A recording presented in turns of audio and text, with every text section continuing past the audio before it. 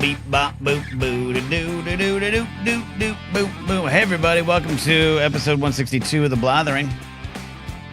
Live. But you might be listening later. You might be watching later. And I love my on-demand audience. I love my podcast audience. Thanks to those who listen to a Monday morning show. Thanks to those that watch a Monday morning show. Whether on Patreon at patreon.com/guynapsuck or by becoming a YouTube channel member. It's a Monday, 21st of April. My birthday's behind me, so you don't have to be nice to me anymore. And so many of you, all of you, 100% of you, so nice to me on the birthday show. Too generous. Inspiring stuff indeed. Really appreciate it. What do we got on the docket today? Producer Steve will be joining us in a second. Oh, my sheet's blank. If I had pull quotes to promote the show, I would put this up there. Cinder saying, I hung up on my mom to watch. That's the best. All of you should be hanging up on your family to watch this show. Monday morning. Thank you, Sean. Great Monday morning, he said. Blank sheet Monday. Cooper, you're not wrong. I forgot to write it down.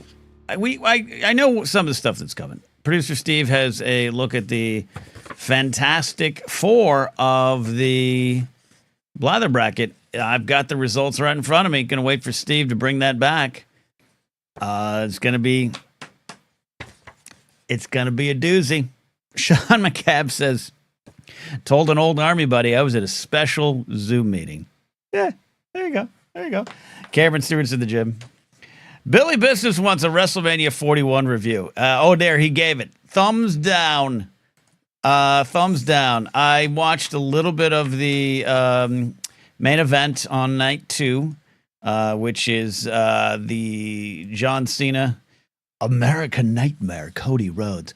And yeah, didn't work for me, but I'm not fully invested. I'm not following along at every beat. I enjoyed the Cena heel turn, but as my friend Hal Lublin of what Twisted Tights? Oh my God, what's Hal's wonderful podcast that I just drew a blank on? He has a wrestling podcast. And he said this great thing, it's a simple thing. Well, The Rock wasn't even involved. And I know he posted that he was in Maui or something. And that's how the whole heel turn started. So unfinished business, no heat. We got the Travis Scott guy. No, I don't know him from anything. No heat. But it's a 2-night event. I also think this is one thing, and maybe Billy Business will back me up here. Billy says Saturday night main event was great. That was a triple threat with Punk, Roman, I'm going to quit in 2 years and support MAGA Reigns, and Seth Rollins. And that was good. Women's triple threat, I'm hearing great things about that on Sunday. Street fight, pretty good. Yeah, but one of the things, too, I hate to sound so old school. King Sport Cow says, was my man Ted DiBiase at WrestleMania? He was, at least in town. He was a Vince. Vermont Mike's kind of in the same ballpark as me. I hate to sound so old school that I'm missing the point. WrestleMania is an extravaganza beyond even the wildest dreams of those who are around for WrestleMania 1. So 2 nights, I understand it. The Hall of Fame, it's a thing. It's a weekend. You're going to draw out a lot of people. I don't think I fight the idea, but I think the reality of 2 nights, or the reality of not even just the 2 nights, but each night being about a 6-7 hour event, you're tiring out your audience, man. I really believe that. But if you were there, let me know. I could be wrong. I hope I'm wrong. I think other manias have worked, but by the time that's a 12-hour day, man. You ride out to the venue, you're in line, you go settle in, maybe you're tailgating if it's possible, you're taking in all the sights, and by the time the main event is, you've been there 9-10 hours. You know, you're holding in poops. No one likes to go in a stadium. And you're there, and you've been eating stadium food, nachos and hot dogs, and Undertaker submarine sandwiches or whatever they're going to call them. By the time the main event rolls around, you're just thinking, I got to get to my hotel room. I got to get to my hotel room. Please end this match. I really think that's part of the problem. So there you go. JB, someone did live streams 2 days in a row. That's you all should cover it. Cameron says, dude, I'd bleep anywhere. No, you can't. No. When you gotta go, you gotta go. Nope. No away games. Can't do away games. That's nothing. It's nothing. No away games. Home court advantage. Cooper says this. See, look, I got into wrestling just last month, and even I could tell the vibes were whack. Big news today. Dare I say tragic news? I don't know. We have got, of course, the passing of Pope Francis sometime during the night. Sad. I wouldn't call myself a fan of the papacy. Is that how you say it? The papacy? I wouldn't call myself a fan of it, but he's an executive at the top of a big organization, big corporation. You know, someone's got to run it. I got it. But I will say this, Pope Francis, of all the popes in my lifetime, seemed to be the one that I would most agree with in general on some of the big issues and where he pushed the church. So Steve's got some pope takes. So when the papacy, did I say papacy? The papacy. I don't know. I do have a list of possible winning popes. These are the popes. All right, these are the popes we're looking at. Cardinal Matteo Zuppi, Cardinal Luis Tagle, Cardinal Pietro Parolin, Cardinal Fridolin Mbonga. I like that name. That's a good name. Cardinal Robert Francis Prevost. I don't trust that name. Cardinal Sergio de Roca. Cardinal Mario Grich. That looks like somebody you not want to make a deal with. And then Cardinal Carlos Aguilar Retis. All right. Those are the possible popes we're looking at. And I do even have David McKay's voting. David McKay's voting for Stanley Tucci. Kingsmore Cow, I vote for the Black Cardinal because I know he won't get it. Fair. Here's the Cardinal Pietro Parolin is a moderate. He's against surrogacy and gender ideology. Cardinal Peter Erdo, not on that list that I show. He's conservative. Cardinal Luis Antonio Tagle from the Philippines, politically left-leaning, supportive of LGBT rights. They do not say LGBTQ, but maybe that's just a mistake there. And I and A and plus and all the stuff. Not making fun of it. Just I think it's just shortened for the article, to be honest. Cardinal Matteo Zuppi, modernist and left-leaning, more liberal than the Cardinal Tagle. Okay. Cardinal Raymond Leo Burke, not on that list. He's from the United States, an arch-conservative, critical of Pope Francis's reforms. Boo. Boo, Raymond Leo Burke. Cardinal William Jacobs Each, I'm saying that wrong, is from the Netherlands, known for strong conservative views, particularly on marriage. Get him out of there. Cardinal Turkson, he's moderate. He's against the criminalization of homosexuality. Brave stance, but he's taking it. Cardinal Malcolm Rainshith from Sri Lanka. He's against LGBTQ rights in altar girls. Don't want him. And then finally, Cardinal Gerhard Ludwig Müller from Germany, conservative, critical of Pope Francis. So that's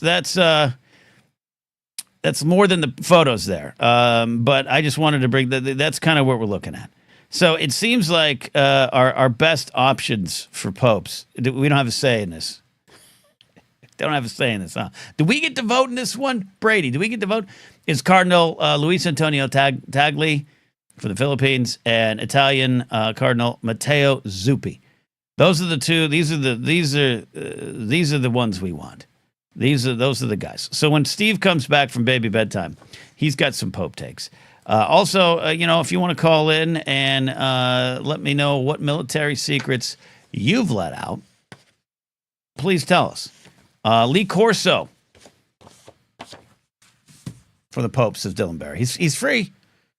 And he's got Pope takes too. Steve says, as a Catholic, I think I get a vote. Yeah, just like the Packers, the only community-owned team. Harrison Gibson is still in Japan. Get back safely. All right, so we're waiting for Steve. We got some calls. We got a baseball question from Jared. I am going to open up this Malibu cocktail pina colada. And the thing for me, I used to have one friend years ago in high school who was like, I don't believe in the Pope. We're like, well, he exists. You just don't support him. He's like, I don't believe in him. No, we're like, again, he exists. Or you don't like the Catholic Church, or you don't like the idea of the Pope. He's like, I don't believe in the Pope. So that was when we learned my friend believed that the Pope was a created myth. So there you go. If you got Pope takes, call in today. So this is for Kingsport Kyle.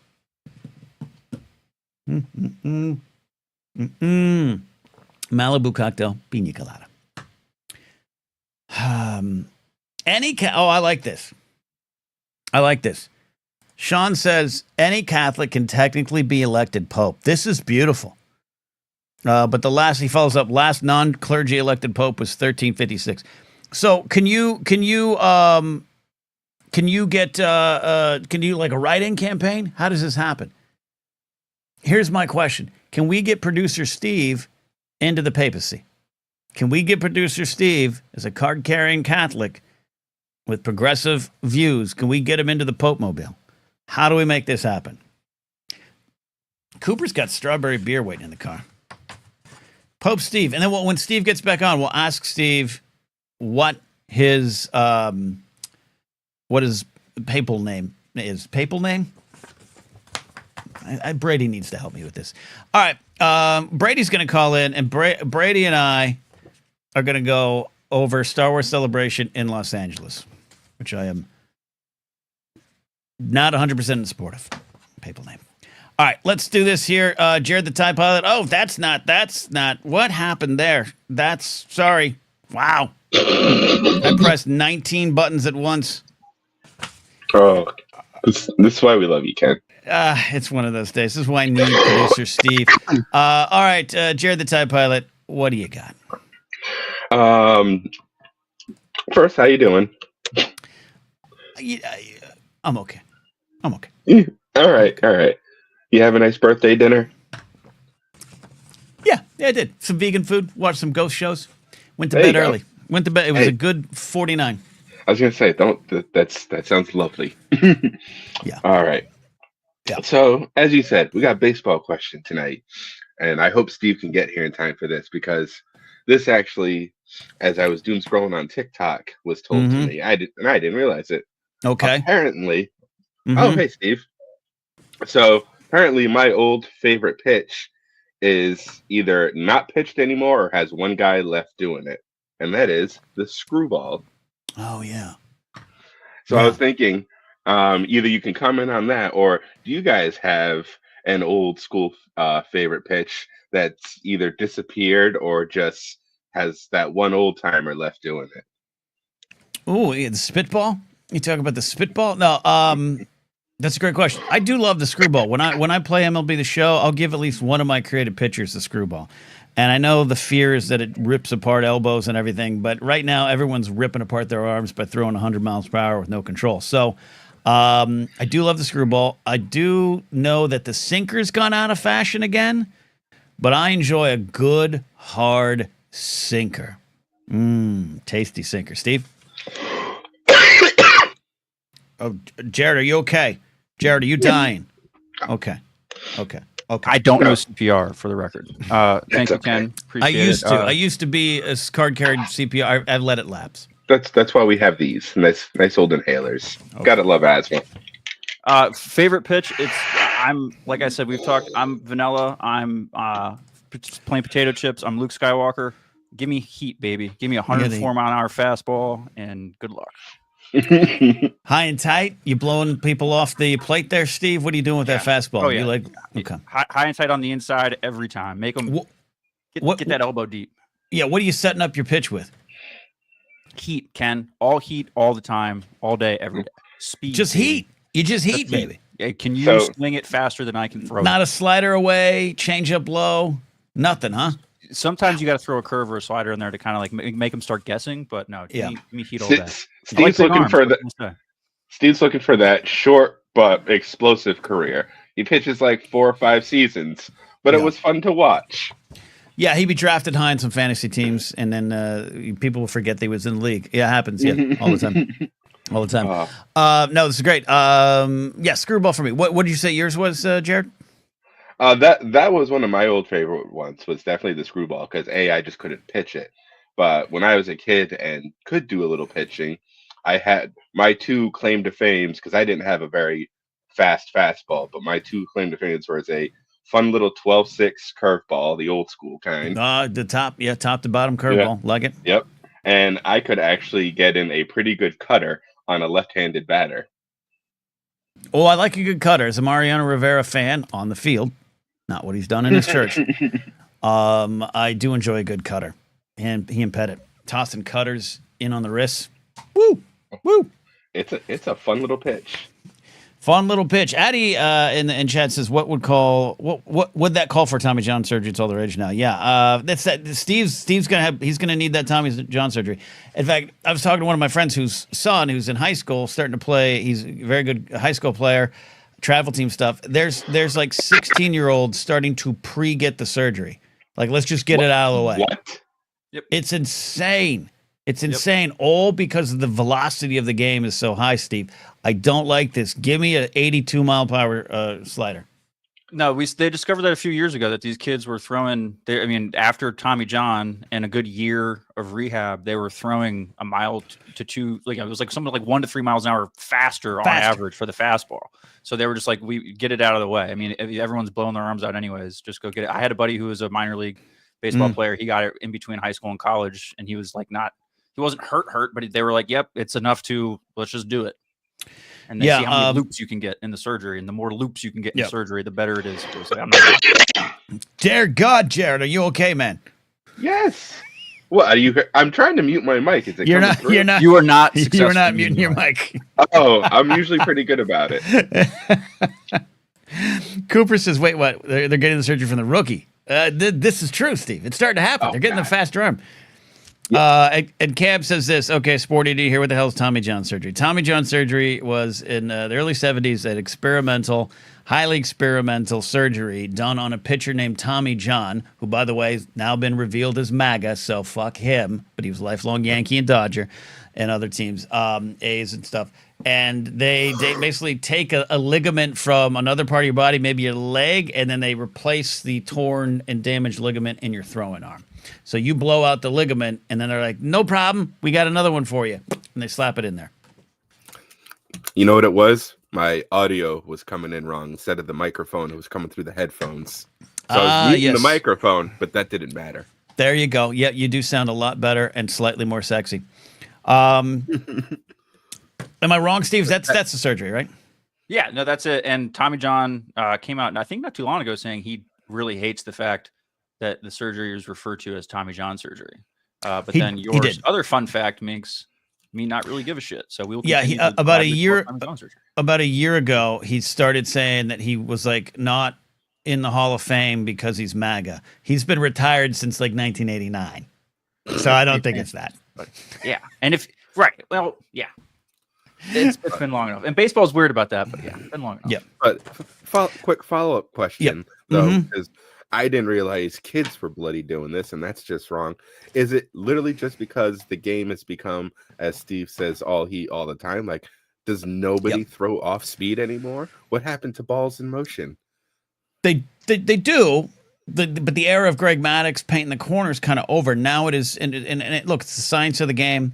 It's the exit velocity. It's the spin rates, all these things, the barrels, all those stats that I actually like because it really turns the game into a it's interesting to break the game down to those levels. But yeah, Steve will correct me if I'm wrong because I've been out watching it regularly the last few years. But you got to go fast, and that's why they don't care about strikeouts too. Just swing and hit it far, or throw as hard as you can, and that's why pitchers are more wild. But not everyone's walking because they're just swinging, and then throwing a baseball or throwing is one of the more unnatural things a body can do. So it was already bad. And historically, players, Koufax retiring at like 30 have blown out his arm, rotator cuff, and all this stuff. But essentially, it's like throw hard till you fall apart. Exactly. Yeah, the human body was not built to throw a baseball 95 miles an hour. So that the wear and tear, and that's where the increase in surgery comes from. Is the wear and tear has increased over the years because kids are throwing faster, more often younger than they used to. So now you have kids playing AAU ball when they hit 12 years old, and they are, on pitch limits by the time they're 14 or whatever, because they're trying to map out how many miles they put on these arms before they get to college. And so more people are getting hurt. So more people are having the surgery, and the fact that there's positive effects to the surgery just means people are less hesitant to go that route. It's just and normal. The recovery time has also come down a little bit over time as well. Yeah, it used to be you get a Tommy John surgery. It was rare that Tommy John came back. Like you're still kind of gone. And Kingsburg House says, tell that to Nolan Ryan. It's different. Ryan wasn't even throwing as much or as hard as these guys. Right. Yes, he's throwing. He's the Ryan Express, but it's a different feel. They're blowing out their arms almost on purpose.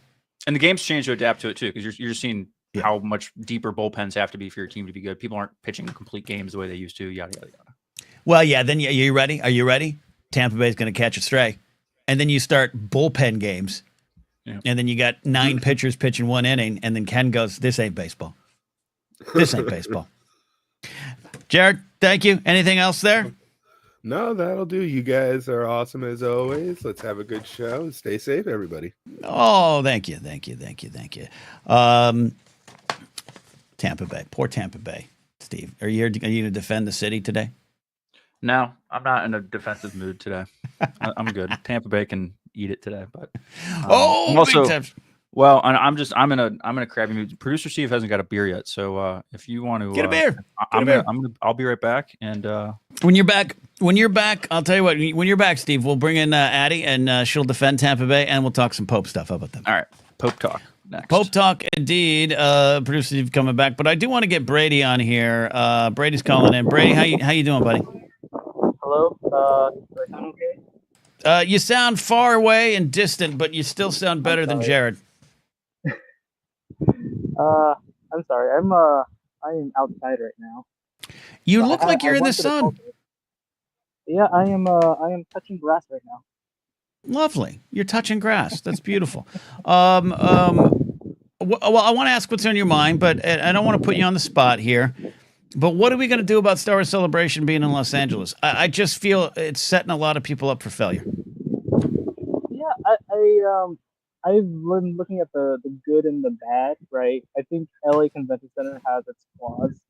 I've been going to, I haven't gone to a con recently, but Anime Expo, and the convention center is just, it's not the biggest convention center, I'd say, especially compared to San Diego.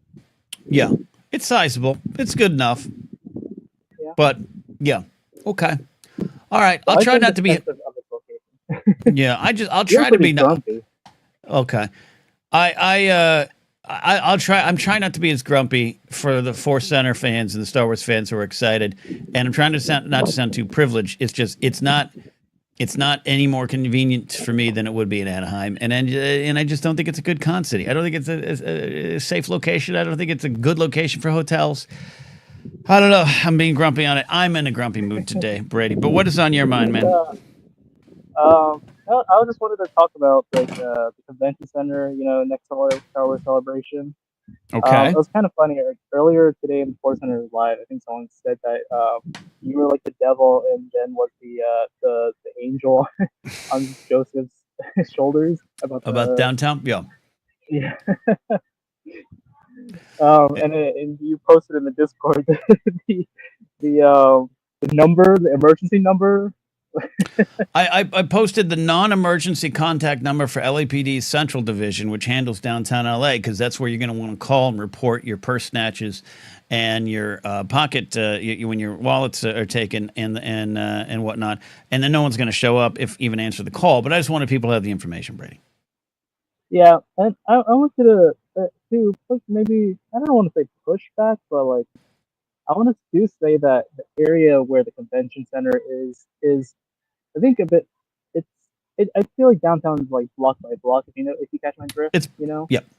It's 100% block by block. LA Live. I love going to LA Live. I'll take the subway from Universal City. I'll hit at the 7th station. I'll switch.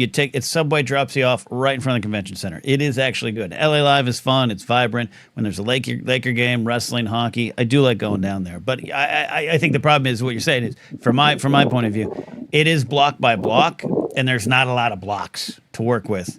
once you get outside that little circle. And that just has me slightly worried. That's all.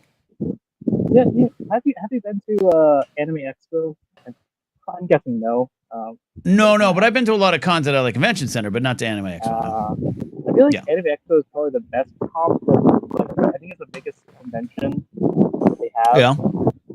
And I will say, just like the fellow nerds will. Sorry. Like, can you hear me? Yeah. I'm having a little trouble, so I'm just pushing it in. I'm doing the newsman thing. But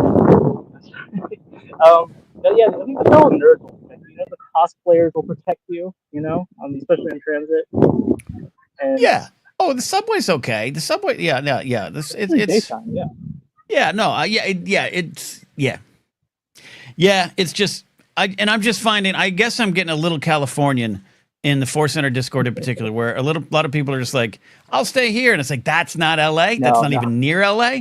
That's not. No one talks to anyone from there. Like, if you in my life move to Santa Monica, I will not see you again. I have friends who have moved to Santa Monica and Long Beach and Venice. I've never seen them again. We don't do that here, and so there's a lot of like, you're not just going to get a hotel and bus in with any convenience or ease to get to in a convention. I just don't think there's enough hotels around LA Convention Center. That's my problem. But I think the city worked some deal. I think the city wanted this. We have a lot going on in the city. I think they're hoping, trusting that the infrastructure will be built. It's not currently.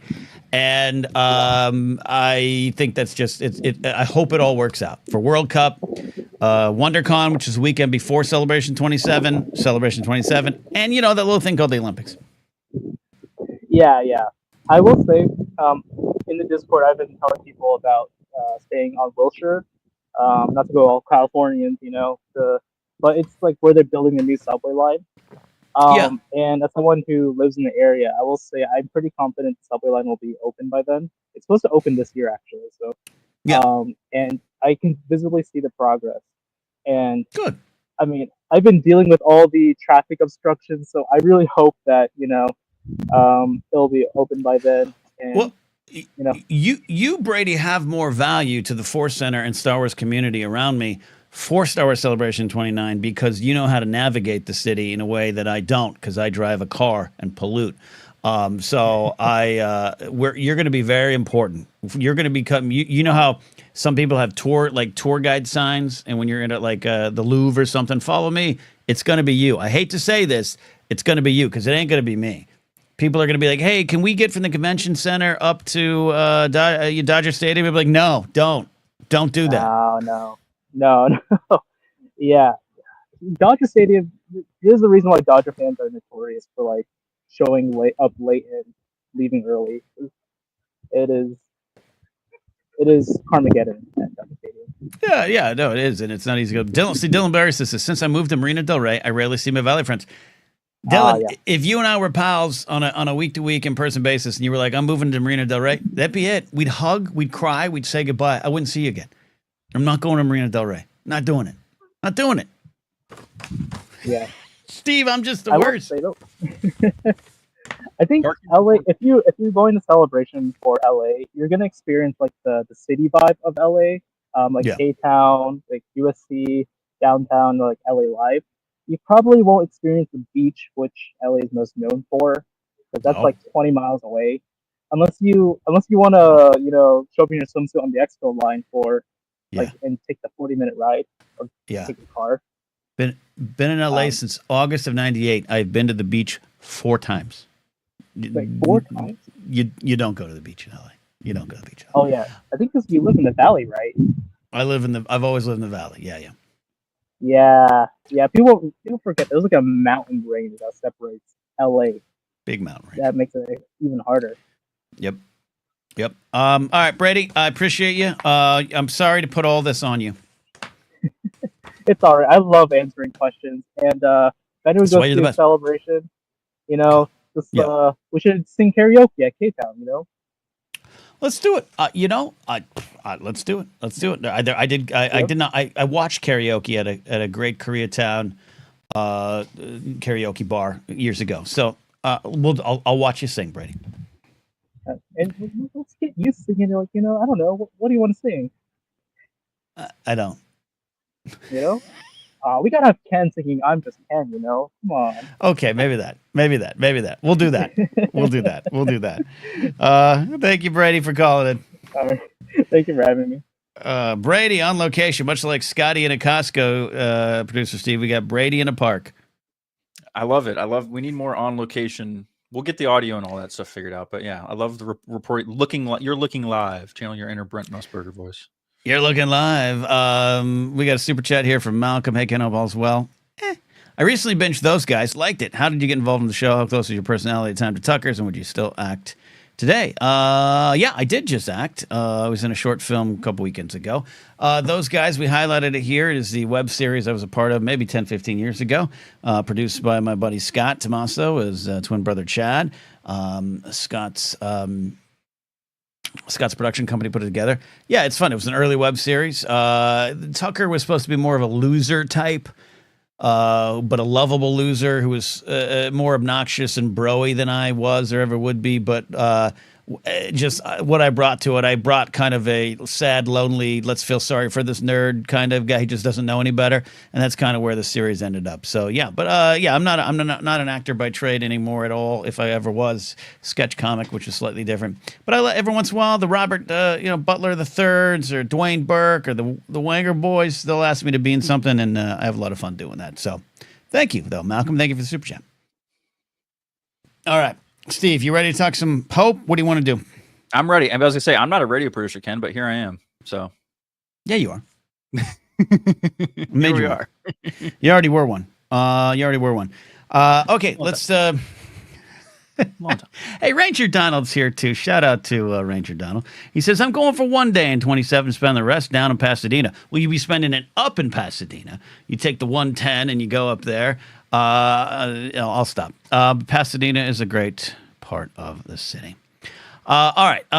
Let's bring in Addie here. We got Sean lined up. We got Cal calling in today.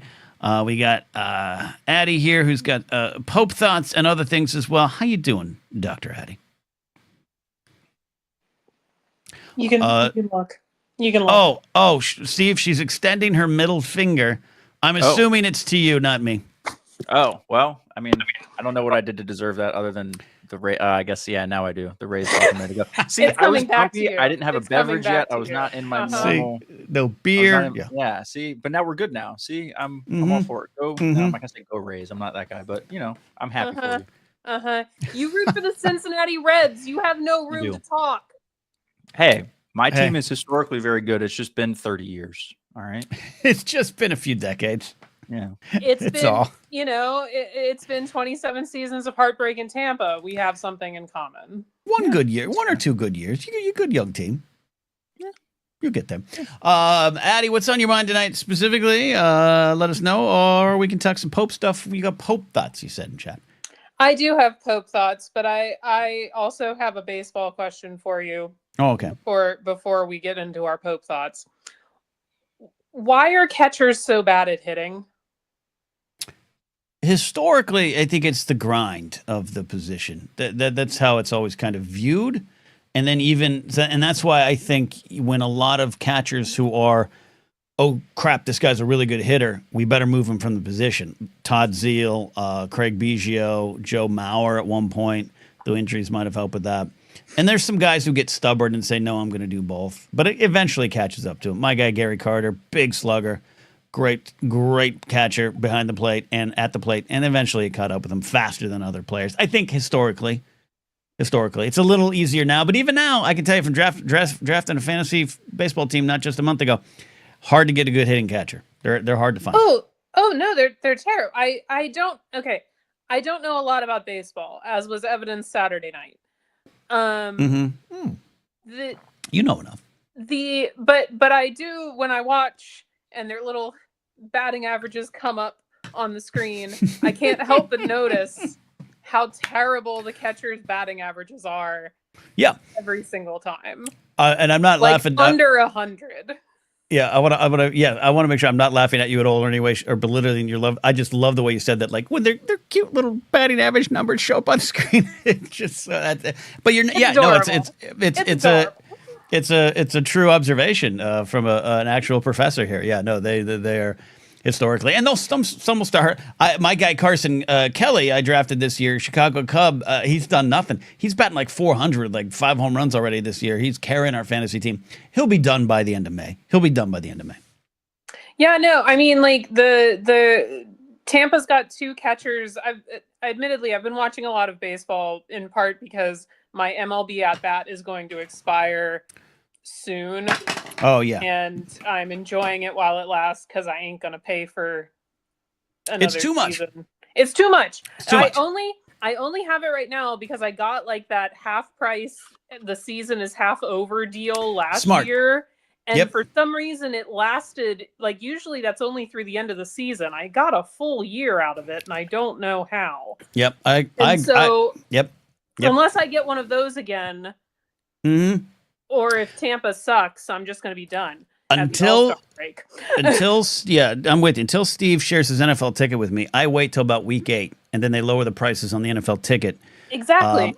You either get a deal because like the season's halfway over, so they feel bad charging you full price, or like the All-Star deal or whatever.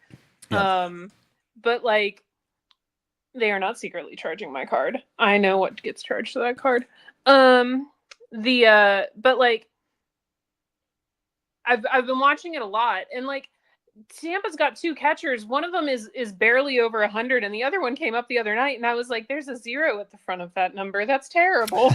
It's true. That's absolutely terrible. It's true. It's just a thing, and even like I said, something. I was a fan of Gary Sanchez when he was with the Yankees. He came up, burst into the stars as a slugger, and then faded away. Now I don't even know where he's playing anymore. So there you go. Because again, you're managing pitching staffs. It's the physical grind. You're squatting 500 times a game. It all makes sense to me. I was gonna say, watching them, my knees hurt just watching. Indeed, and there it is. Steve, your all-time favorite hitting catcher? Oh, don't put me on the spot like that. They all suck. You're right. The correct answer for you is Ernie Lombardi. Okay. Cincinnati Reds. Yeah, 1940s, 30s, and 40s. Come on. It's a wee bit before my time to have that off the dome, but and I don't have his baseball card either. But no, okay. I think it's a posture thing too. So I'm with you. I think if you were squatting all day, you wouldn't want to. Like I doubt. Here's another thing. Do you think catchers are good at golf? Like I wonder if that screws with their golf swing. Oh, I might imagine. I don't know. If I have to bend over to tie my shoes once, I'm done for the day. Done for the day. I can't imagine. Like I want to squat for half an inning and then try to stand up straight. Like bet that's hard. I bet that's real hard. Very hard. And Ranger Donald in chat, Ranger Donald, God bless him. He said he was a catcher for 8 years. 8 years. And I'm surprised Ranger Donald can even walk at this point. How many surgeries have you had, Ranger Donald? All right, here we go. Steve, let's reset this here. Here's your possible popes. You got any odds? I got odds. You want odds? Yeah, I want some odds. All right, so I don't know who the heck these guys are. Like name to I got names and I got odds, but I don't know if we could do like Pope, like whatever that like match your picture name game is. But I got the names. You were getting a beer. Matteo Zuppi, right. Cardinal Luis Tagli. We like him. Okay, I've got some odds on Tagli. Okay, Tagli's one of your favorites. Yep. Okay, Pietro Parolin, Cardinal Fridolin Umbango. I love that name. Robert Francis Prevost. And then Cardinal Sergio De Roca, and then Cardinal Mario Grech. He sounds like I don't know. He sounds dangerous. Cardinal Carlos Aguirredes, and then we got other ones. I have this list here. Zuppi and Tagli are the most progressive popes. The most progressive liberal left-leaning pope is Matteo Zuppi, and behind him is Tagli. There's some Cardinal. None of them are popes yet. Did I say Cardinal Matteo Zuppi? He hasn't got promoted. Doesn't have that rank yet. And the rest are potentially dangerous, Steve. Yeah, I think Cinder in chat has a great point. It's time for a pope bracket. But that's how the conclave would really go down. That's just figure it out that way. It's so much easier to do this over a Google form than it is to lock a bunch of old guys in a room and say, "Hey, figure it out." That's so. When they finally. Yeah, okay, I want to hear the odds. When they actually go meet and have their little conclave and the poof of smoke, we should do a mini blather bracket. I'm on it. I'm on it. All right. so Sorry, Addie, we here- cut you off. We'll get some odds here, but what were you going to say? How are we gonna judge that? Anyway, once Steve gets the odds, I have thoughts. Okay. Hit with the All odds. right, you ready? All right. Mm-hmm. So I've got 5. And luckily for you, Ken, I think one of your favorites, you're now leader in the clubhouse, our boy Luis Antonio Tagli from the Philippines. Yep. He is your leader in the clubhouse, according to Vegas, at plus 150 I'll to take be your those next odds. pope. Those are incredible odds. Good odds. For all things considered. Now, next on the list is also at plus 150. This is Cardinal Pietro Parolin from Italy. He has the home court advantage, obviously. Okay. He is also at plus 150. Okay. He is considered a moderate. He's against surrogacy and gender ideology. So we don't like that, but we might have to take a moderate. Okay. Okay. Pietro Parolin. Your next most favored cardinal to take the papacy is Peter Erdo from Hungary. He is at plus 1,000. So really, we're looking at Tagli. Vegas really likes Tagli or Parolin. I'm sorry, I'm butchering these names. Same with me. But so Peter Erdo, not Eridu, he's not a Star Wars planet. Erdo, okay, yeah. Conservative with stances against refugee acceptance and liberal interpretations of church doctrine. He's from Hungary. We don't want him. He's the Pope. What kind of a Pope is against refugees? Or he wants to be the Pope? This is that's a horrible campaign to be running on, guy. But, okay. Yeah. All right. So that's the least favorited. Well, that was number 3. So number 4. Number 3. Okay. That was number 3. So yeah, it really, Tagli and Parolin really are, Vegas really likes those two. But then you have Erdo, and then you have Peter Turkson at number 4 at plus 1,600 from Ghana. Okay, moderate against the criminalization of homosexuality. What a stance, strong stance to take, but it's something to work with. Wait a minute, Steve, where did you say he was from? Peter Turkson is from Ghana. That's why, according to my very short amount of research. That's a place where homosexuality is against the law. So yeah, Okay. That's a stance to have. That's a good stance to have there. Okay. Producer Steve is just a messenger boy. Angelo Scola is your next on the odds list at plus 2,000 from Milan. Not quite home court advantage, but pretty close. So don't have him on the list. He's not on this list I have. Yeah. Okay. Yep. All right. So those are your Pope odds. Those are the leaders. Those are the top 5. All right. So Luis Antonio Tagli. That's the guy we gotta make happen. We gotta do the campaign. Though I did say, Steve, while you were getting a beer, since you're technically a Catholic, you're eligible. So I think we do a write-in campaign. We get. So am I, but nobody's gonna elect me Pope. Yeah. There you go. Yeah. Another problem with the church. But Steve, you win. What would be your Pope name? Oh man, I thought you were gonna say what would be my first decree as Pope. What would my Pope name be? Well, your first decree would be betting would be legal in all 50 states, and that you could win money in all the states, unlike right now in California. I was going to say that, but then I would also, on the day of the Daytona 500, just tell all the drivers we're going the other way around. Just right before they started, I would say, hey, you guys have to turn around and go the other way. As God wills it, yes, yeah, absolutely. But no, I think my Pope name would be Michelangelo. That's my favorite. It's my favorite Ninja Turtle. Yes. And also my favorite Renaissance artist. So yeah, it just fits. Love that. That's Pope Michelangelo the first. Probably the first. I'm going to say this first. Yeah, probably. Yeah. Sean McCabe in chat seemed to have some good Pope history in him. Maybe he'll confirm if you're Michelangelo the second or the first. Addie, give us some Pope takes. So I'm not going to say anything that I'm sure no one has already not said today. The church is going to make a statement with the choice of Pope. Because since the death of Pope John Paul II, Saint Pope John Paul II, we have had 2 popes. We have had 2 radically different popes. One was a Nazi, right? To the point that some people don't consider Pope Francis the Pope. They still think the other guy's the Pope. Benedict? Yeah. Humperdinck. Benedict, and he's gone. He's off the board. He's dead. And they're still like, nah, that's our guy. He's not dead. Is he dead? I don't. He might have recently died, but he was. Or did he retire? He retired as a Pope.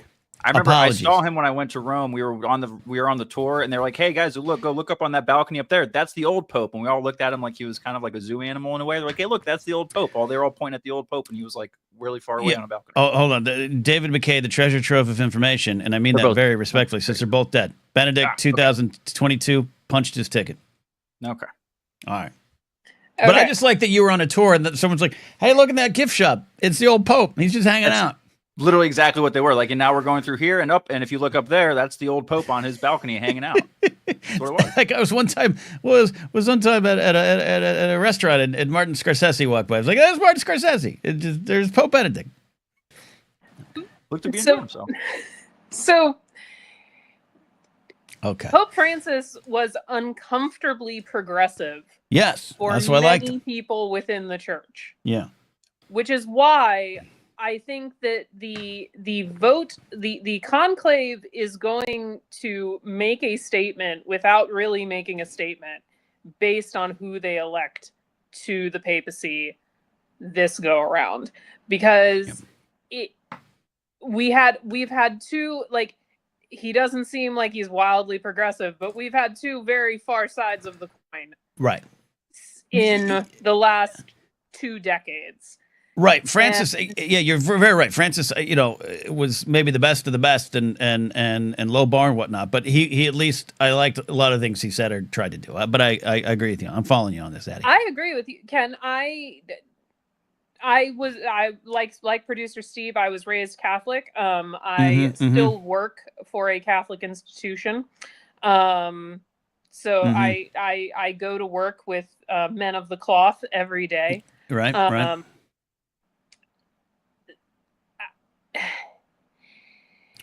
So it's gonna. He was my favorite. He brought me back around to a lot of things, and it's going to be interesting to see where this goes, because Pope Francis did a lot of good bringing young people back to the church. Okay, I like that. I mean, I'm not back, but yeah, okay.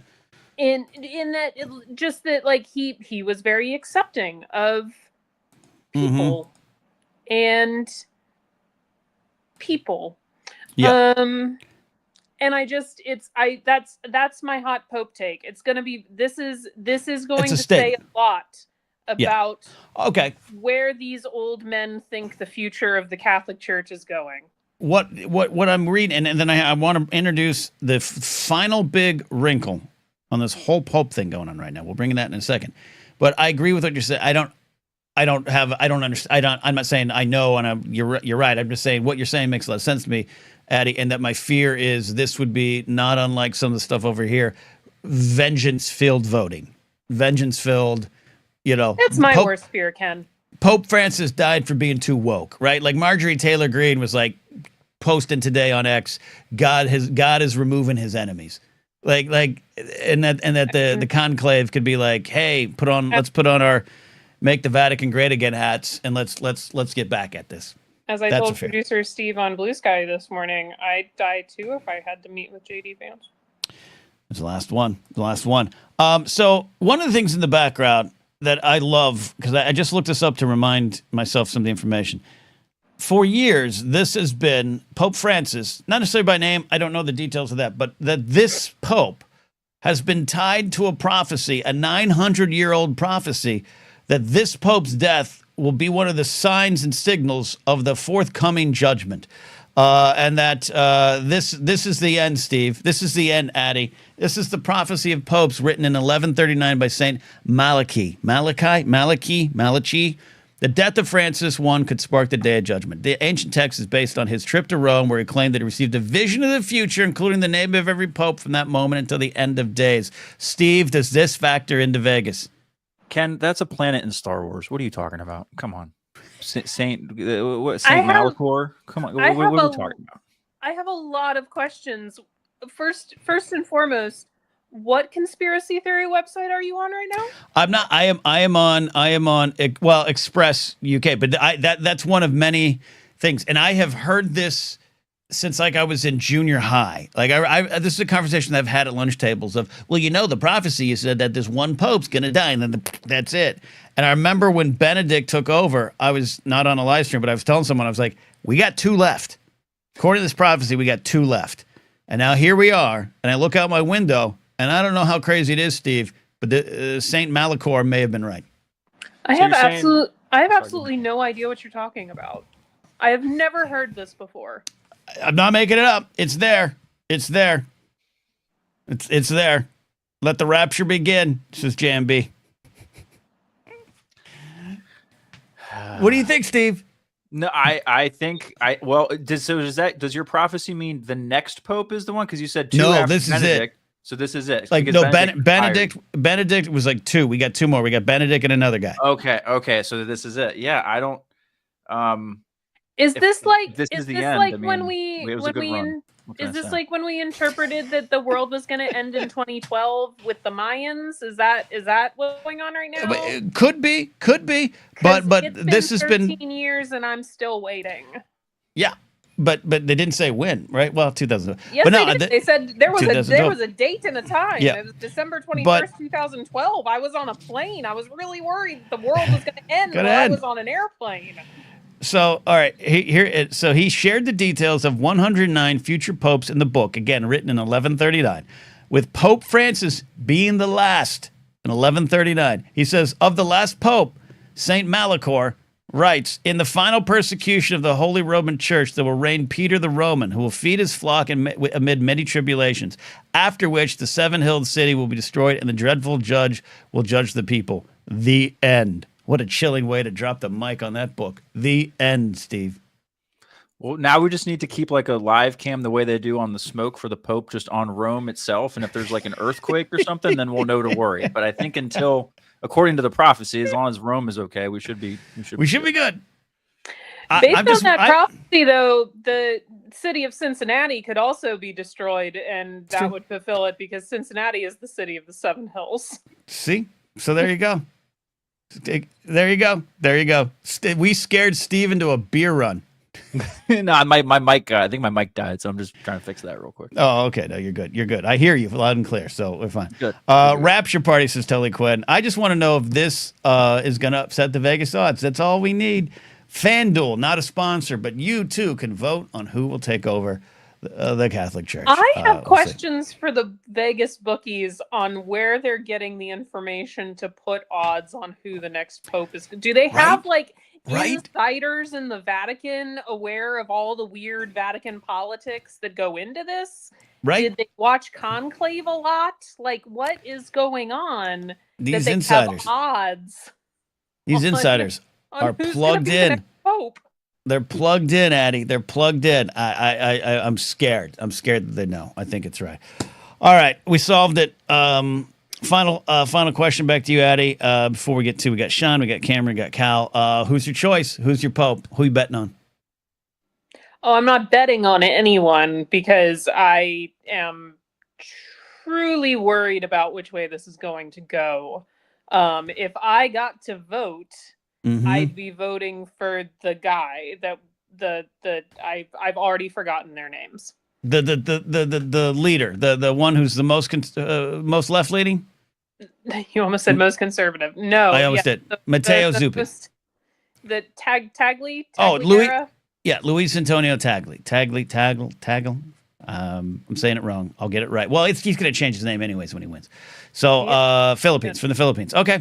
Left-leaning, supportive of LGBT rights. Okay. I think he's the most likely to continue the good work that Pope Francis began. So that's why I would choose him. Although the moderate doesn't sound who's got the same odds as he does.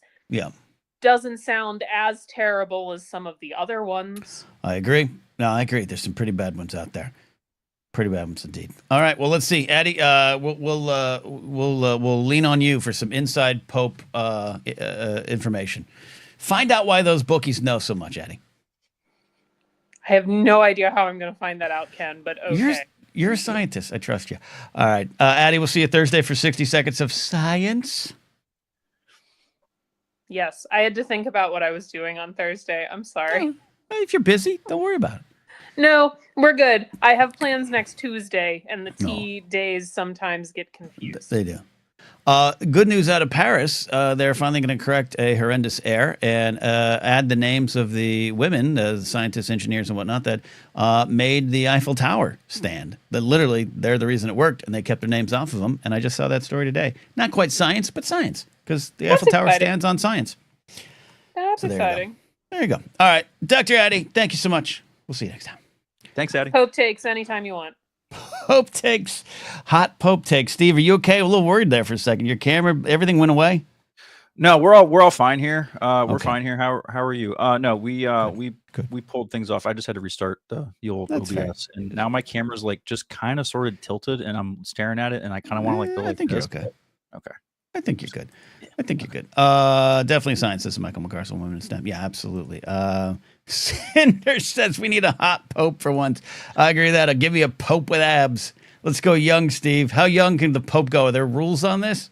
No, I don't. It's not like the president. I don't think where you have to be like, what is it, 35 or 40 35. or whatever. Look, 35. Yeah. I'll take the bullet. If you want to make me Pope, I mean, I'm already Is married. So I don't think they would take it. But I mean, the Vatican's, and I've been there. It's a nice place. It's a nice house to live in. You know, I'll clean. I would clean things up, Ken, for sure. We would clean house as. I love it. as You would Pope drain the Michelangelo. swamp. You would drain the swamp. We would drain the Pope swamp for sure. I mean, yeah. There you go. There you go. All right, let's get to another call here. And we also here in a few minutes after this call, we're going to do an update on the blather bracket and have some of that. So let's try to get to, we'll get two calls. We got Sean, we got Cameron. So let's get Sean in here now. Sean checking in from the greater New York area. Steve's going to get him more beer. Oh, get a more beer? I can't even talk. Sean, how are you doing, buddy? Doing good, Ken. How are you, brother? I'm good. Who you got for the Pope? Where you putting your money down? I'm not too sure, man. I do like Tagley. He's, you know, they all seem like decent dudes. But listen, Addy, I can't really assuage your fears or worries because I'm just one person. But keeping in that, remember that the church isn't a building; it's people. It's us. It's a hard. And the guy at the top is still a person and fallible. So we got to give it one way to there. And just like everything else with being a Catholic, you got to have strength, you got to have compassion, and you got to have faith. I like this. And that's kind of where I stand. I was listening to your Monday morning thing today.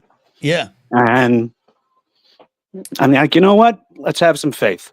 Let's have some faith, some hope. I agree with that there. I'm ready to toss the church out into the sea, but faith, hope, something above. I'm here with you, Sean. Now, Sean, are you good like New York Catholic boy? Is that Yeah, you? born and raised, altar boy for like 7 years. Look at this. Look at this. You're turning into a Dennis Leary character. Well, he's more Boston. Okay. He's a good man himself. I like Dennis Leary. I like Dennis Leary a lot. I like Rescue Me. It's one of my favorite shows of all time. But what's on your mind today? Not much, man. I mean, like the Pope business has been a big thing. Yeah, it is. It's kind of interesting to see how it'll go, but you know, it gets to be politics, and that's where I just keep my mouth shut, maintain my military bearing, and carry on. Well, then I don't want to rush or force you into political military conversations. But let me ask you this question: If The fact that they sat together. The fact that they sat together? Vance and the Pope? Right. That I could neither confirm nor deny. Would you want your Secretary of Defense just telling everyone in his family when you're going to go boots on the ground or head to the skies in your plane? What do we got? What do we got going on here? It's a little bit of nepotism. That's really all it is. I like it. You know, and here's the thing: I'm not a complete fan of Hegseth, but you know, I also stand on the bit of it where I support the office. Sure. You know, gotcha. I may not agree with everything like every decision he makes, but as a Secretary of Defense right now, I support him, and I can appreciate having a younger secretary right now. Sure. You know, I don't have a problem with the age thing at all. I get it. How long were you in? Are you still 8 in? years. No, 8 years. No. 8 years. Yeah. I was in from 2004 to 2012. And that's kind of the idea, right? In theory, it's the the offices you're serving, not necessarily the individuals, not unlike what you're describing with the church.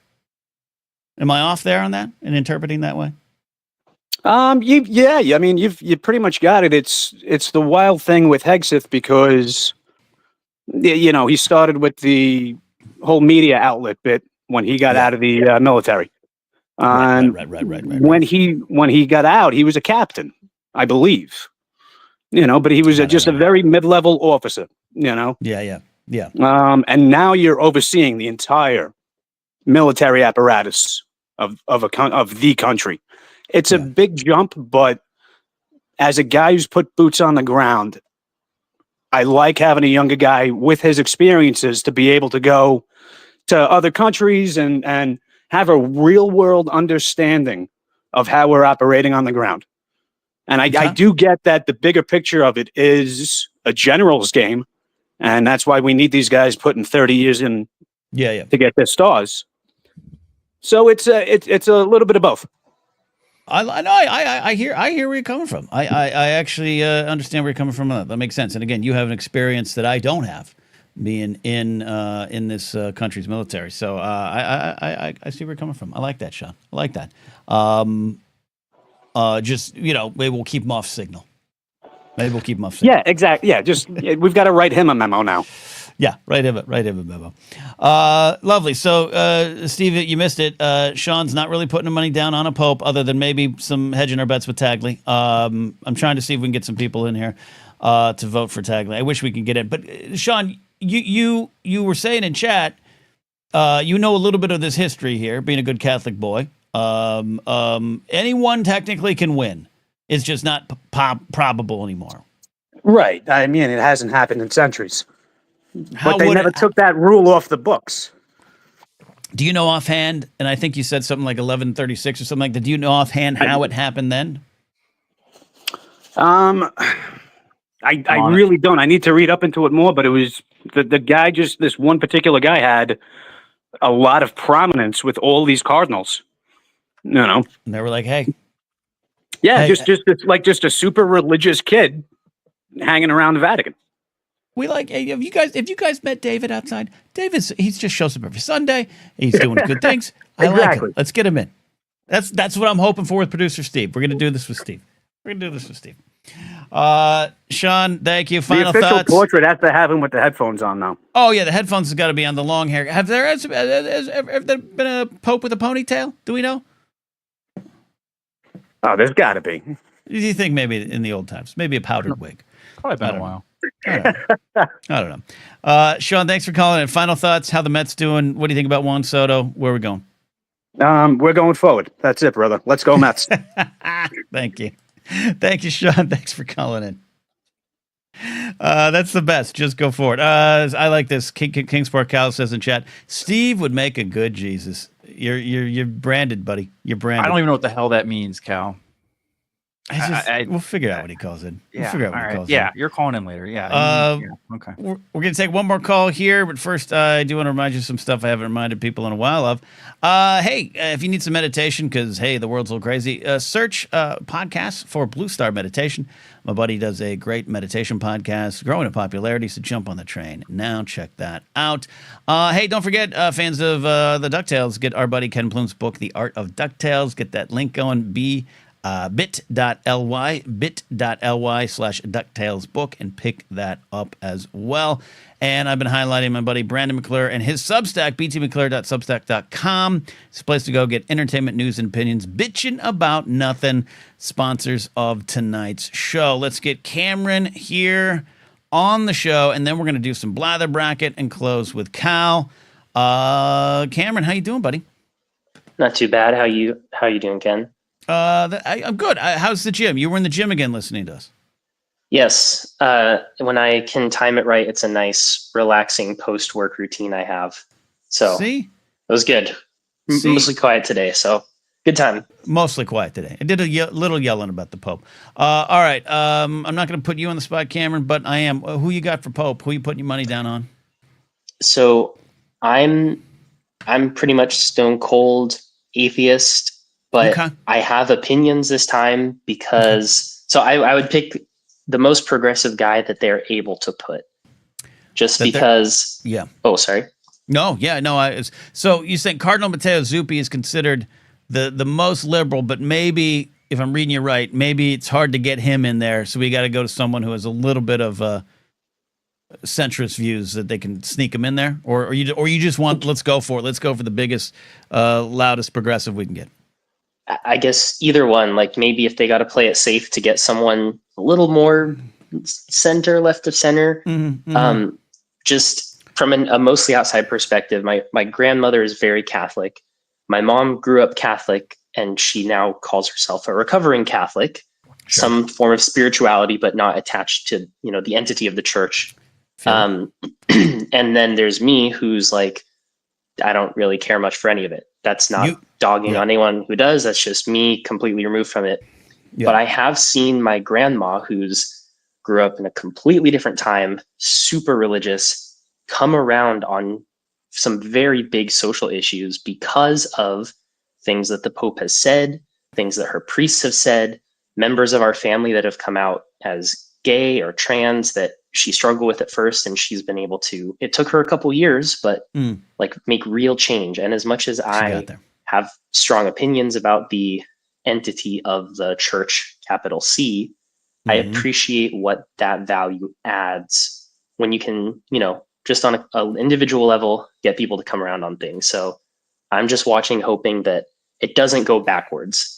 Just anything but backwards, pretty much. Yeah, and always. I really love what you're saying, Cameron. This is that permission structure. This is why I talk often about, even though in this world where we all have our opinions and we get a little angry, and yes, change should move 1,000 miles per hour faster, sometimes allowing people the journey of change is a great value. Your grandmother, an example of someone faced with something more in front of her than maybe it was in the past, and give it a bit of a permission structure in the sense of looking up at someone who she reveres, going, oh, if they say this and feel this way, let me reevaluate what's going on in my life. I think there's tremendous value in that. So I think you're saying some smart stuff there, Cameron. Yeah, and I was thinking the same thing as Cal. Steve would make a great Jesus. He would make a great Jesus. In the depiction that we get from the church, right? The white Jesus with long hair. He's a white Jesus. Yeah, he's a white Jesus. Yeah. Don't tell all of them. But yeah, I mean that's my 2 cents for whatever it's worth. I guess it's the Mon Mothma approach. I just like pages away from finishing Mask of Fear, and her opinions of like, I'm not ready to burn it all down. I'm just gonna, get stuck in the weeds and help a couple people here and there. That's kind of how I feel like we got to take this kind of stuff right now. So I think it's realistic. Look at this, Steve. He's working out in the gym. He's got great gains today. He's given some great insight and knowledge on the Pope. Cameron Stewart's got a home run call today. There it is. I was waiting for the bat. Yeah, it is. And Cam, you have a similar story to me. Just very quickly, Pope Francis made my mom a liberal, straight up. My mom's your typical older Italian American lady. All the stereotypes you can think of that come with that. Raised Catholic. We went to Catholic church when I was little. That was in Latin. So like my mom is super Catholic, and Pope Francis made my mom. I mean, Donald Trump being a jackass helped, but yeah, Pope Francis. I mean, since 2013, really, and him coming in and making changes helped her see things differently, and I have been very appreciative of that. So there you go. Cam, I put you on the spot. Anything on your docket today before we get to the blather bracket? I think that was it. I'm excited and nervous for the bracket. That last round of voting was hard. So tough. Steve, you're going to give us hard choices, but it's been fun. And if we had a Pope blather bracket, I would just vote for style points. If there were no stakes, I'd vote on politics or style points, because I don't know anything else that's going on. Yeah, we'll see. It could be blasphemous. I don't know, Steve. We'll look at it. But I do like the idea of a tiny, when they get down to it, when the conclave happens and they all bunker down and we're waiting for the poof of smoke, I think we might have some fun. Ken, the odds were out 4 hours after the BBC report that the Pope died. Like they've probably been working on it since he was in the hospital weeks ago. As horrible as that sounds, Ken, the hotels in Vegas are that big for a reason. That's all you have to. Whenever anyone asks about how does all this gambling stuff works, Yeah. There's a reason why those hotels are so big. Which is why if you were to bankrupt a casino, it might be a sign that you're a bad businessman, but that's a conversation for another day. Who the hell could bankrupt a casino? Who the hell could bankrupt a casino? But what's fascinating, Addie brings up, I don't know if you were there or getting a beer, Steve. How do these odds makers know? Who are they calling? What phone lines are they working? It's one of the tales as old as time, as far as everyone always asking, how do they know? But they do seem to know. The stats guys are kind of catching up to them. Analytics have kind of given us a little bit of a door, because at the end of the day, it's math. It's math, and it's like it's probabilities on stuff. I'm not very smart, Ken, so please don't. Either am I. And 898 first Sims. I'll tell you, some Cardinals are betting. Cameron, thanks for the call today, buddy. Home run. And can I respond to Cal real quick, because he's painting me in a bad light in the chat. Cal, I did know how to call in before. I just didn't know that getting a phone call while in StreamYard would remove me from StreamYard. There's a difference. You hear that, Cal? Lay off my man Cameron, okay? Cal. It's how Cal shows his love. If he's picking on you, it means he likes you. Yeah. Well done, Cameron. Well done. Well done. All right. We'll hear from you again, Cameron. Get in that gym. Thank you as always. Take care, guys. Oh, beautiful, beautiful King Sport Cal. He's something else. All right. We do have some other calls, but I think it's time for the Blather Bracket. So we're getting down to it. This Thursday will be the Fantastic Four, right? The Fantastic Four coming down. Totally not trademarked at all. Nope. Absolutely not. The Fantastic. How about if we call it the Fantastic Four? Is that if we put an emphasis on the? What if we just said, yeah. All capitals, the Fantastic. Yeah, I don't think that's how that works, but we'll figure it out. Here are the results, Steve. We're going to go through results, and this will be the final two matches, right? So what is how that works, Steve? So we're going to look at the seeds here. Okay. I mean, luckily, Ken, there's no actual rules. I'm just making all this shit up as we go, so we can. That's the way we do it. So we can make it whatever we. It's kind of like wrestling, right? We're gonna make the best matchups we can for the main event here. But no, I think I don't actually remember off the top of my head what the seeds were, but assuming there's no ties in the seeds, we'll go by seeding. So if there's a one seed, so the one seed will face whoever the lowest seed is, and the two middle seeds. So forth and so on. Got it. All right, tell me what we're gonna reveal first. I think Star Trek is our first one, so let's go there if you've got it. Let's do it. Star Trek, the final, the winner. The 1 seed and the 2 seed. This was the chalkiest region in the Star Trek region. We had the final, the 1 seed, Spock's death from the Wrath of Khan, and also the Khan scene from the Wrath of Khan. And the winner is the number 1 seed from Star Trek. Spock's death takes it home for Star Trek. Death. Oh my gosh, this is already shaping up. Look, it's the favorite, maybe for a reason, but I don't know. Okay. I think so. And I think I can hear Jared from behind his computer going, Steve. Just like Khan, because I know he was really rooting for Wales and a lot of upsets in the Star Trek region. Tully says excellent. Brian Jackson, Mr. McClunky says no. All right. Okay. Let's go MCU. MCU. Let's do it. All right, here we go. Revealing the winner right here. We got Portals versus the Battle of New York, and the winner is Portals, Steve. The winner is the Portals. The 3 seed takes it. The ending, the bow at the end, tying the bow on the end, is what we voted for over the Battle of New York, and this was one of those cheer, laugh, cry moments in the theater. I'm not surprised. This makes sense to me. I think this makes sense. Yeah, it's a big moment. The portal scene, and we're going to take calls on this next week and everything, but on Thursday. But the portal scene, it's hard to get to that moment after all these films. Endgame was such an end of the first big era of MCU, and I'm talking about decade or whatever long it was. And I still like what's going on. This isn't a comment on what's going on forward. I'm just saying there's a lot of expectations for this movie and perhaps this moment, and it delivered, Steve. Yeah, Avengers Assemble, this moment was sticking the landing. The Battle of New York was the proof that the concept and the idea worked. Okay. And so, yeah, I think that's just what it was. People were excited for this. We've been waiting 10 years, and we got to see it.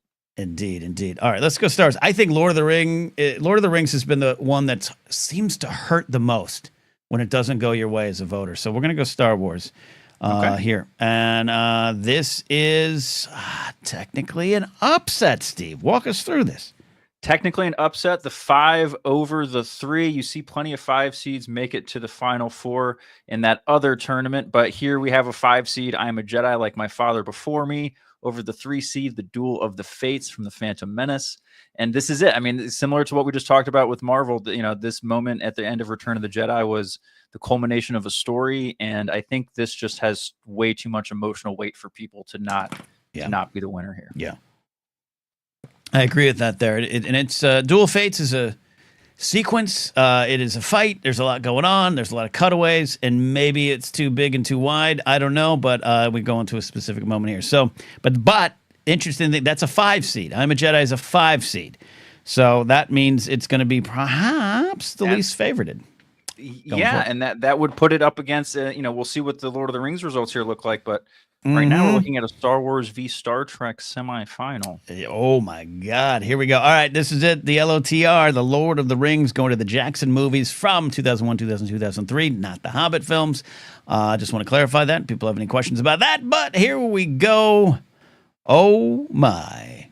I don't know what to feel about this, Steve. Another 3-5. This is a huge one. The number 3 seed, You Bow to No One from the Return of the King, takes it over the 5 seed. I Can't Carry It For You, But I Can Carry You, also from the Return of the King. And this is probably one of, if not the biggest tearjerker moments in all of the Lord of the Rings movies. So no surprise here. Yeah. Huge scene, huge win. And this is going to be, man, the finals are going to be so hard. So what we're looking at here for the Fantastic Four, correct me if I'm wrong, Steve, we have Star Trek, Star Wars. We have Spock's Death versus I'm a Jedi. And then we got 2-3 seeds, Portals versus You Bow to No One. Those are the matchups, Ken. So we'll have some fun graphics for Thursday. We'll have people to talk about those. But yeah, that is it. That is the matchup. Star Wars v Star Trek, Lord of the Rings versus Marvel. There you go. And we're going to see. Well, I know we've been talking about having kind of one for each. Well, it'll probably be the entire show. Yeah, on Thursday. Well, on Thursday, right? Well, we'll do some 60 seconds aside. So I don't want to. We got some game, but I think we're going to have to dedicate some time to this, and I think we're gonna have a lot of people calling in. So it's gonna be good. I'm so excited. I just want to again say thank you to everyone who has participated. You guys have been through it all the way to this point. From picking what the last regions were going to be through all the voting, we've had a ton of people vote in these things, and it's been awesome seeing some folks share stuff on Blue Sky and everything and share stuff online. So thank you for that. Yeah, absolutely. And Tully, we got a rigged election, says Tully. Rigged election. I love this. Laserbolt says Mando might show up Thursday. Oh, we're gonna have a lot of fun. Yeah, phone lines will be open. We'll probably designate Steve and I will talk this week. We'll probably what works we're, like wrestling, we're calling it in the ring. Having one kind of lead for each to hear their cases. It's not a debate against each other. It's a debate for your scene. But I definitely think we're going to have to open up the phone lines and have a lot of people weighing in here because this is going to be a lot of fun. And yeah, Brian Jackson, Mr. McClunky says what I want to echo. Thank you, Steve. This would not have happened without Steve because you guys would have been like, hey, Ken, do a blather bracket. I would have been like, yeah, okay, maybe next year. Steve stepped up and has been working overtime, putting this stuff together. I mean, look at those motion graphics going on. We got a good thing. Thank you, Steve. I appreciate you, buddy. Oh, thank you. No, thank you, everyone. I appreciate the kind words. It's awesome. It's fun. This is such a cool community. Everyone loves to participate. And we get, the Discord's been popping too. So it's been so much fun to talk about all this kind of stuff about it. And yeah, I don't know. Maybe we'll wear like powdered wigs on. Maybe I'll dye the hair or something. I'm not actually gonna dye my hair, but yeah, we'll put on like some fancy something. I don't know. We'll do some bells and whistles Thursday. I gotta. We've done the graphics for these last few things with the video, so I gotta up it somehow.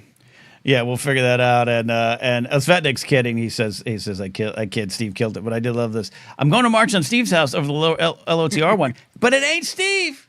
He's messenger. He's the messenger here. He's the messenger. It's the voting. It's fantastic. I'll tell you what. We had a lot of people next year. Is going to be double the size in terms of people watching and voting. It's going to be great. It's going to be great.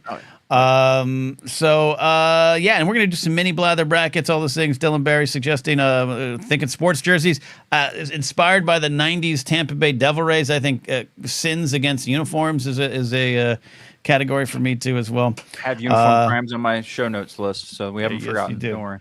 And the good ones too. All right, let's take a call here. We got two lined up here. I'm going to take a call from the detective, Michael McCarsel. Check it in. Mr. McCarsel, how you doing, buddy? Hey. We're hanging with you. Did I unmute? Nope. Yep. We hear you. Do you hear cool. us? There you go. Good to go. Sorry. Let's talk about religious trauma like everyone else tonight. Religious trauma. Let's do it. Who you got in the Pope vote? I like the name Zoopy. It's fun. Zoopy's fun, and he's progressive. Let's do it. Or as progressive as a Pope can be. Yeah, or a cardinal. Yeah. Yeah.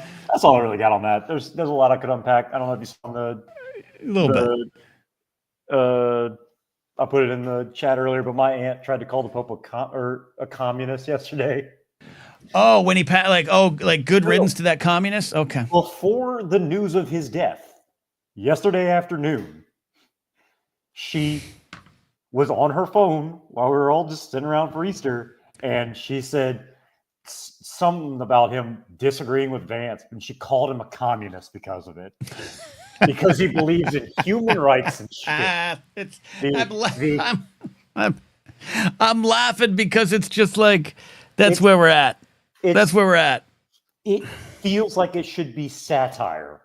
It really does. If this woman owns Trump merchandise, so it's just it really does. Like, here's this guy, this religious leader going, I think empathy and taking in refugees, and I think love for other people. Communist. Yes. I just flat out told her, he's the Pope. I think he knows more about being a Catholic than you. And again, my whole family's Catholic on both sides, mom and dad, like all of them Catholic. Yep. And this woman had the gall. It's amazing. God bless him. God bless him. Really, seriously. Anyways, detective. And Tully points out, look, Francis, maybe she's just stating a fact. Francis himself called himself a communist, gladly so, for those exact reasons. So maybe that's what she was saying, communist, because he said. But I don't think in that sense she was using it in that way. There you go. Detective McCarsel, what's on your mind tonight outside of that and religious trauma? Let's go light. You mentioned earlier about CPR and stuff, and that reminded me of a funny story. And I want to, maybe you have something similar. Okay. About just unintentionally funny things that happen sometimes. Okay.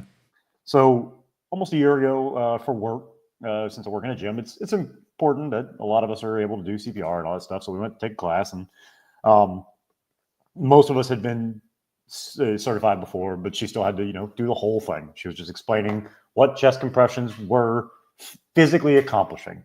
Right. She said, and I quote, I wish I was making this up. She said, you have to beat it manually. And it's true. Had to pretend to cough for probably 3 to 5 minutes. I turned into a 13-year-old boy. Yeah. In the middle of this little office room. And it's beautiful. It's a beautiful thing. Little things to brighten the day.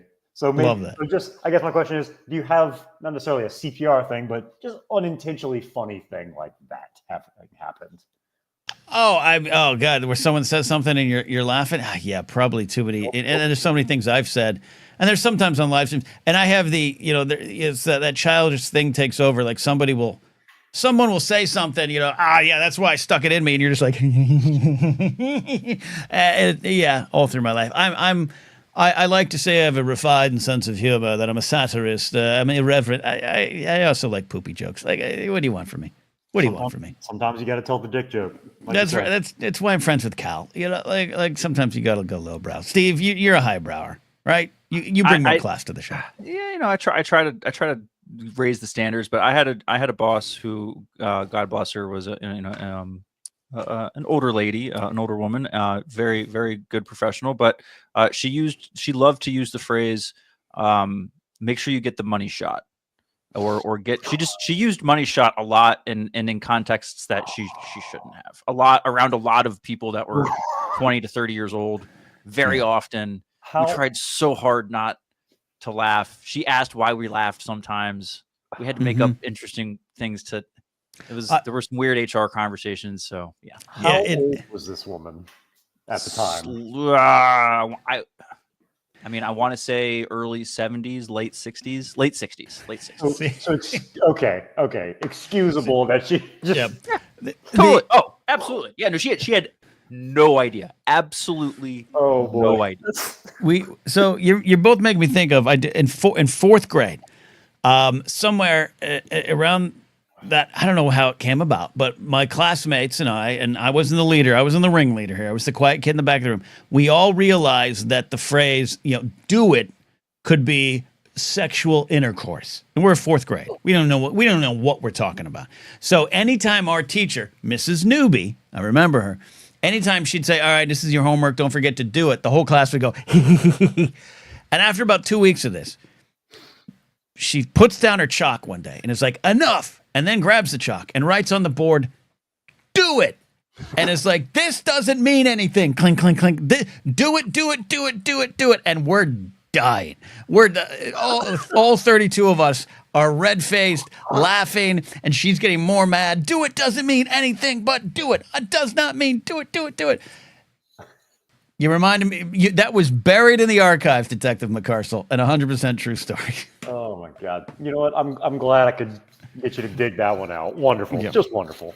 Beautiful indeed. So we're gonna do it. We're gonna get towards the end of the show. Detective McCarcel, I appreciate your call and sharing jokes, humor, and the truth. All right, I'll see you guys in the chat. There you go. All right, Steve, we're almost done here, but we're not quite done. You know what's going to close the show, but how are you doing? How you feeling about the Blather bracket and anything left on your table? No, I'm feeling great about the Blather bracket. I'm here. I'm ready for us to wrap things up here with Cal. Thank you again for an awesome show, Ken, as always. And yeah, well, I'm looking forward to that. Open up that voting on Thursday. It's going to be good. But on the show now, a man, sometimes a myth, but often a legend. And I had a drink for him tonight in his honor. Kingsport Cal, how are you? How you doing, Ken? I've been worse and I've been better.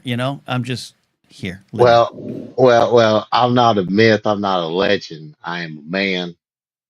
Some people don't think I'm real. You don't even call that anyway. But anyway, it's been missing, so I'm going to do it really quick here before I get into it. Jared, this is a recap, by the way. Jared talked about baseball. Brady was talking about celebration. Addie talked about baseball too. Pope talk. John with the Pope talk. And he said something else. What was that? His service. Thank you, Sean, for your service. Because during those years that you was active, I was doing some shady shit. So I'm glad you was making that available for me to do that. That's the best. Hold on, Cal. That's the best. Thank you for your service line I've ever heard. Sean, thank you for your service, because during that time I was doing some real shady shit, and I'm glad someone was defending our country. Somebody was out there doing something good, and I wasn't one of them. And you know what? This is why I love you, Cal. That's beautifully deep. That's beautifully deep. Well, I mean, in retrospect, I can look back at the times I was doing that, and I can be like, Sean was out there doing shit. You know what I'm saying? I do know what you said. Sean was on that wall. Know what I mean? You needed Sean on that wall. He was on that wall while you were out there stealing hubcaps. I got it. Doing whatever I was doing because I was too afraid to serve my country, and I think that's very honorable. Anyway. See, Steve. Cal is deep. No one gives credit for Cal being just this wise sage. I've given Cal credit for being a sage since I've heard Cal. So no, of course, but thank you, Jesus. You're welcome. Thank you, white Jesus. That never spent time in the sun. All that time spent in Egypt, and you never saw the sun. Never saw the sun. I don't think so. Anyway, let me finish this. Okay. Cameron said something, I can't remember, but it was great. Cameron was talking about something great. And then Michael McCarthy called in again with the Pope talk. And Steve, of course, with the Blather bracket, the BB. Yeah. And then I'm here. You're here. I was ask you right off the cuff, though. How was your birthday, Ken? Did you have a good one? I had a quiet one, Cal, not a bad one.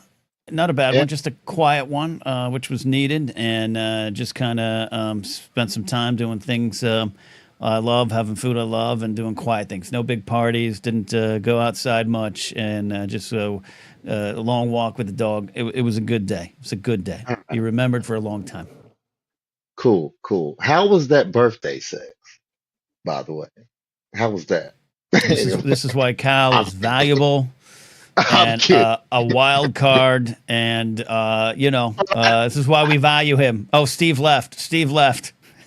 I don't blame him, but I do know that I don't know, but I do figure that would happen.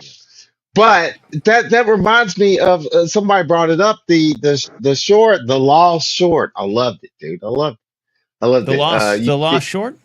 Yeah, the those guys tape. Oh, those guys. Yeah. Okay. Yeah, Yeah. Perfect. Yeah. No. yeah. Thanks for watching. Now, did you write that? I didn't pay I attention to the credit. No. You know what's funny? I don't know if there's the credit. It wouldn't. I don't need it to be mine. I did have something to do with the formation of that episode. I wanted my character to have a little bit of not a love story, but just like, hey, what if instead of him being an obnoxious kind of guy you love to hate, but still like, what if he was like kind of a down and out nerd, not unlike me at any point in my life. But so I did have something with the formation of the episode, and Caitlin and I had a great time coming up the scenes and everything. Well, I'll tell you, Ken, I liked it a lot. I thought, even though you looked ridiculous, I know you already know that, but I liked it a lot because it seemed very real to where the character Tucker was trying so hard when he didn't really need to. And Yeah. I thought that was the lesson that Yeah. comes off at the end of the show. Yeah. Let me ask What? you a question, Cal. What did you said I looked a little No, goofy? I was just giving you it because of the hair Well, and the hair was bad. Yeah. Kid. I'm used to not. I remember back in the day, the pit boss. I Yeah. could double chin, but nowadays I'm used to seeing you without the double chin. Whoa. No, I'm just telling you. You asked, so you shall receive. Steve, am I wrong here? What's going on? What? Cal's taking you out, man. I don't He's know. taking me out at the knees. I'm telling you that now that I see you all the time and I don't see the double chin, it reminds me back to double chin. Not that there's anything wrong with the double chin. Jesus Christ. There's nothing wrong with that. I'm just saying. I didn't know I was going to get pasteurized for this. Detective Carlson makes a great point, going for the throat, but quite literally, because I also don't remember. I was probably. I mean, my number is probably higher than even then, but I was in less shape and ate horribly. Where now I just eat kind of horribly. So once again, Cal's not wrong. He just went there. Steve. Well, Ken, you even made fun of the haircut yourself. Well, the haircut was bad, and I've told all of you, and I'm looking at you, Svetnik, get rid of your polo shirts, everybody. I looked horrible in that polo shirt. I didn't even notice that. I didn't even care about all that stuff. All that stuff was secondary, Ken. You were my missing, double chin. To my double chin. No, you were missing the point. That I loved the short, and I thought it was very poignant, and I thought it meant something. You were missing the point. You're taking. Cal, because you're caught up in your own appearance. Cal, I thought took of that your point. insecurity. I took that point. You were like, hey, did you write that? Because I was moved by that episode, fatty. Like that's what happened here today. I loved that episode. I thought it was great. It was a great episode. Thank you, Cal. Back on Cal. But being that's the only one of those guys that I've watched, I didn't know that was available anywhere. Oh, you can watch it. The rest of them are on. They're on there. I think. Yeah. Well, I'll find it. You put the link in the chat.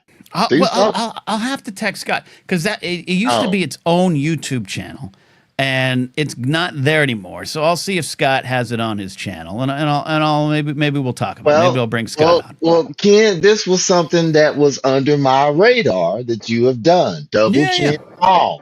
I will be there for it. I will go check it out. I love seeing Cal.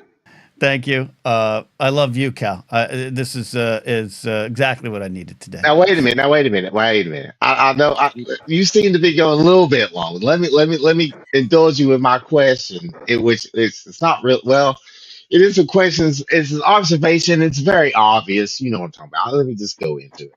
All Okay. right, kids today, uh, they're playing my music. They're playing my music. I know you experienced this. I'm just now starting to experience this. When I Kids was today. 13, yes, let me tell you what I mean. When I was 13 and I was listening to the Deftones, you probably Okay. know who the Deftones are from your radio.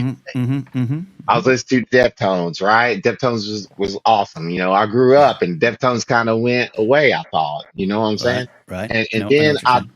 I get on YouTube and there's some kid playing like Change in the House of Flies on guitar like he's fucking God. And I'm like, how do you even know who this is? And then Gen Z attacks that comment and they're like, just because we're young doesn't mean we don't listen to this. And I'm like, yeah, I know. And then I realized that I was listening to my father's music when I was like 13. But I was Yes. also but wait a minute, kid. I was also listening to my own shit. Like the alternative scene was going on and all that bullshit. And I was listening to my own shit, but I did listen to my dad's old shit. So it does make sense for 30 years later for these kids to be listening to the same shit that listen to the shit that I was listening to back in the day, but they're at the same time listening to new shit that's coming out. Okay. Do you know what I'm saying? I do see what you're Have you saying. experienced that? When Have you I, experienced when I was in 8th grade, which was 1989, one of my favorite songs was "A Whiter Shade of Pale" by Procol Harum, and I started singing it to myself one day while hanging out with one of my friends, and his dad comes out and says, "How do you what the fuck? how do you know?" Well, he was a church going man, so he said, "Gee whiz, gee willikers, how do you know that song from 1967?" And I was like, Yeah. I listen to oldies radio. It's one of my favorite songs. So as the sun sets and rises again, Cal, this is just what every generation has to deal with. I know it's kind of like the circle of life. It's kind of like poetry. It rhymes. You know what I mean? It's life. Exactly. Crazy, son. It's crazy. I didn't even. Anyway. Okay. All right. Cal, I appreciate you. I appreciate you. Yeah, I appreciate you. I appreciate you, Ken. And you get out of here and do some things. Hey, I want good luck with that job interview. Oh, thank you, Adrian Brody. I appreciate it. Cal, I love you, man. Talk soon. AI robot. I'll see. Steve, we're out of here. Blather Bracket, Fantastic Four on Thursday. Are we ready emotionally? We have to be ready. There's no choice, Ken. Get ready. It's ready. Thanks for watching today, everybody. Fun show. I had a good time. I needed it. See you soon. As David Mackay will say, bye.